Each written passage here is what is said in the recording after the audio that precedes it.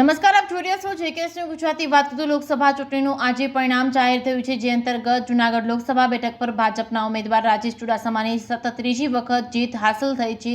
રાજેશ ચુડાસમાએ પોતાની જીત બાદ જિલ્લાના વિકાસના કામ કરવા જ તેનું ડ્રીમ હોવાની વાત જણાવી હતી। સમગ્ર વાત કરવામાં આવી તો જૂનાગઢની કૃષિ યુનિવર્સિટી ખાતે આજે વહેલી સવારથી જ મતગણતરી શરૂ થઈ હતી। રાજેશ ચુડાસમાએ પોતાની જીત બાદ મતદાતાઓનો આભાર માન્યો હતો। જિલ્લાના વિકાસના કામો કરવા અને તેનું સપનું હોવાની વાત જણાવી હતી। રાજેશ ચુડાસમા સતત ત્રીજી વખત જૂનાગઢ લોકસભા બેઠક પર ચૂંટાયા છે, તો બીજી તરફ કોંગ્રેસના હીરા જોટવાએ પોતાની હાર સ્વીકારી છે, પ્રજાના નિર્ણયને માન્ય જણાવ્યું હતું।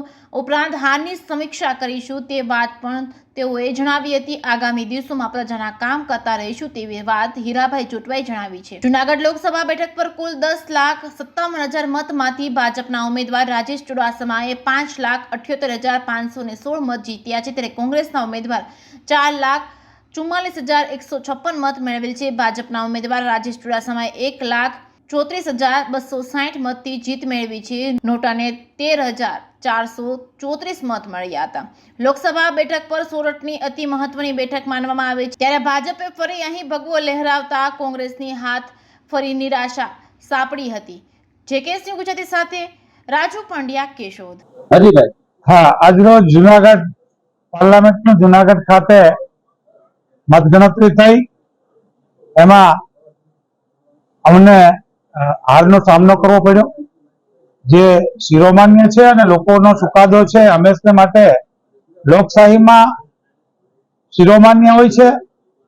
જે સત્યો હશે તે દૂર કરીને આવતા સમયમાં હું અને મારી પાર્ટી, મારા કાર્યકર્તાઓ ડબલ તાકાતથી, ડબલ જોમથી લોકો માટે લડશું અને લોકોનું કામ કરતા રહેશું। ખાસ કરીને જુનાગઢની જે પરિસ્થિતિ ખરાબ છે, એમ છતાં પણ વિપરીત રિઝલ્ટ આવ્યું એ સ્વીકારીશ, પણ એમની સમસ્યાઓ છે, એ સમસ્યાઓ નથી મટી। એ સમસ્યાઓ માટે અમે હર હંમેશ માટે લડવાના છે અને એ આજથી જ અમે અમારો ફરી લડાઈ શરૂ કરીને લોકોના કામ થાય, લોકો પીડામાંથી બહાર આવે, લોકો માટે લડતા રહેશું।